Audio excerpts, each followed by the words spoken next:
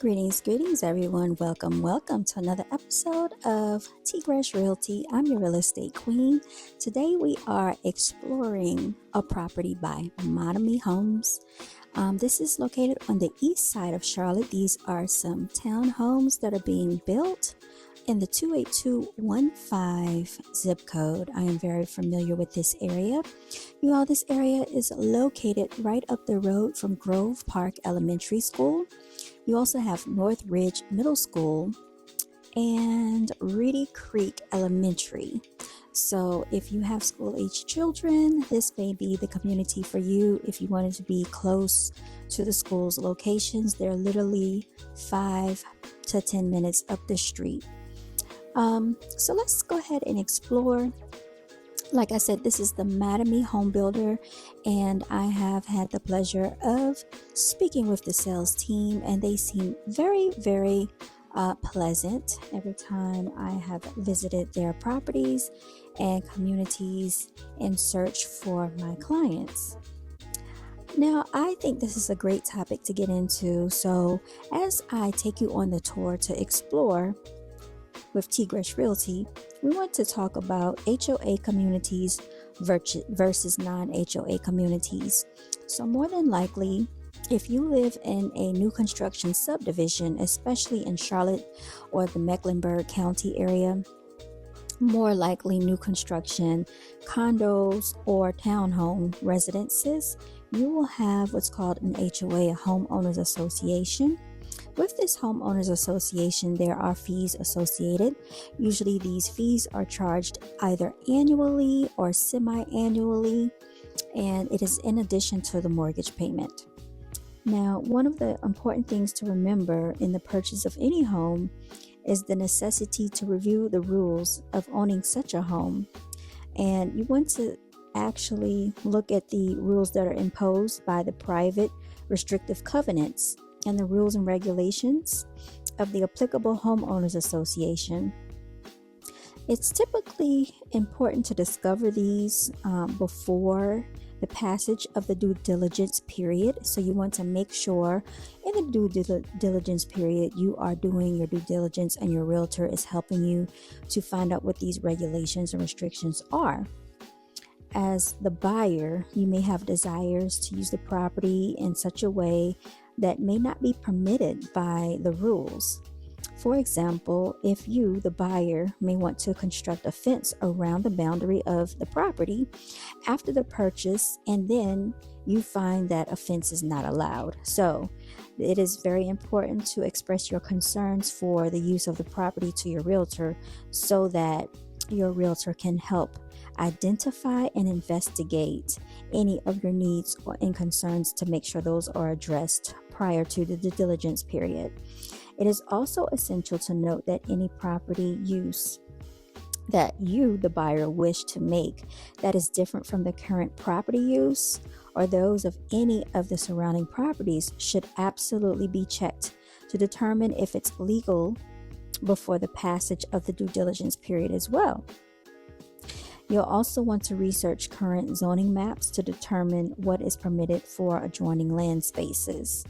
So, if you want to inquire about road widening and extensioning projects that will affect your future enjoyment, it will also be important to determine whether the roads are publicly or privately maintained. So, in my particular neighborhood, we do have driveways that lead up to our garages. And what some of the neighbors have done is they have widened their driveways, but prior to widening the driveways, they have had to get permission from the HOA stating that this is okay.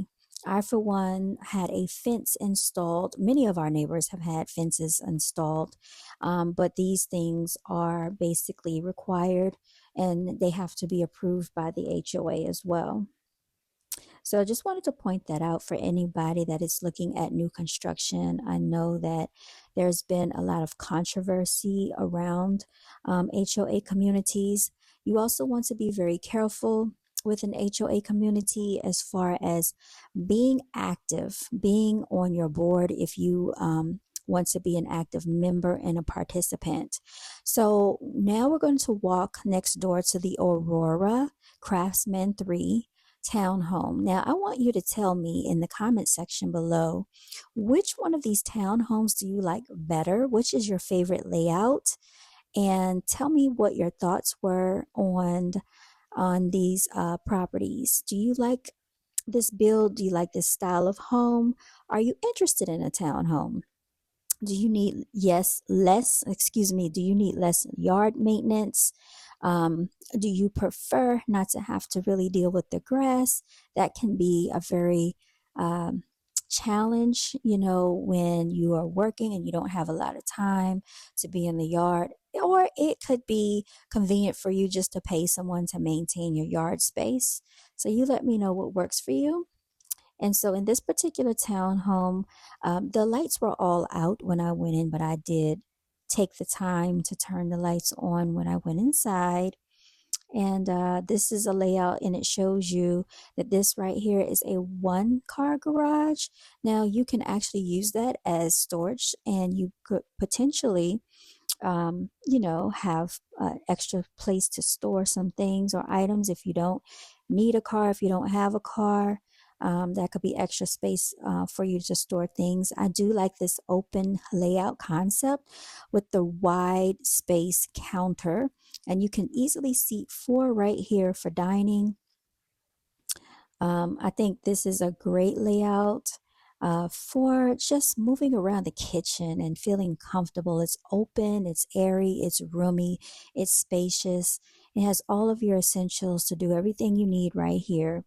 And then also, you're going to see this pantry, which is a nice size pantry to store all of your kitchen necessities.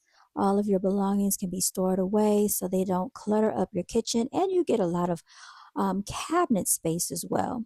This actually flows very well into the living space. So here you can actually fit your flat screen TV, and you can entertain out on this nice patio, you all. I love this patio. I think it's very nicely done. And you can see the trees back there, nice green yard space. So we're going to pan back around, and we're going to take you upstairs. All right, everyone. So let's go on up the steps, and actually these steps are going to lead you into a space of paradise, everybody. So let's go on up here and see what Madame has for us in store. All right, so now you're going to get to the bedroom space, and we have a linen closet right here in the hallway for everybody that can access that space. Also, this is designed as a workout room, or AKA sitting room, or a desk space. So it's a multifunctional purpose room that you could utilize, especially if you work from home. You can take a little break, come in here and work out, declutter your mind, or just sit here and meditate, you all. I just think that it is very important to take time for yourself throughout the day outside of work. And right across the hallway here, we do have our full-size bathroom, everybody. Shout out to the GoPro for capturing this wonderful footage that you're seeing in front of your very eyes.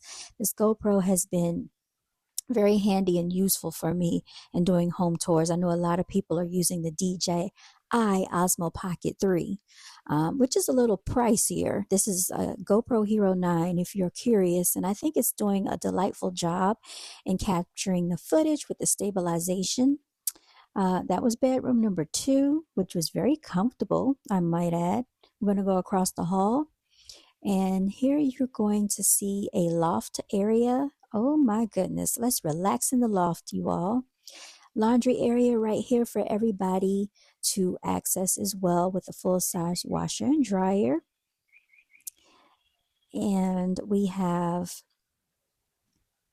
plenty of storage space with this linen closet.